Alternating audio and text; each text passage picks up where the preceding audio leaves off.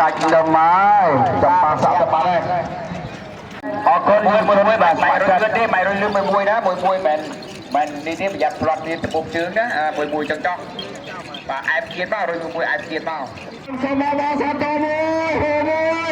ជួយមួយទៅហើយចំបកមានរត់ប្រឹងឡើងចំបកមានរត់ប្រឹងឡើងទៅហើ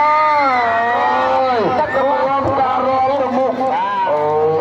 ទៅដល់គ្នាមួយម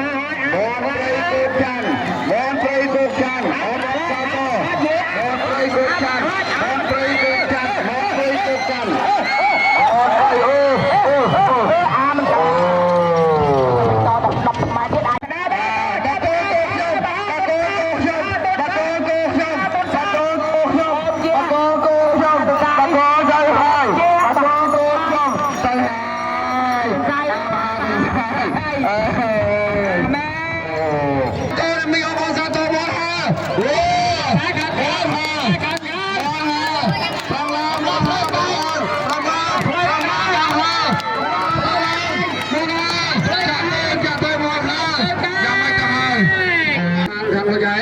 មិនបោះទេគាត់តែគេថាធ្វើមិន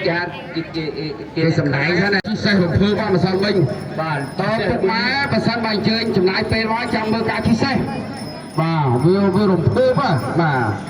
រំភើបមែនតើកាមេរ៉ា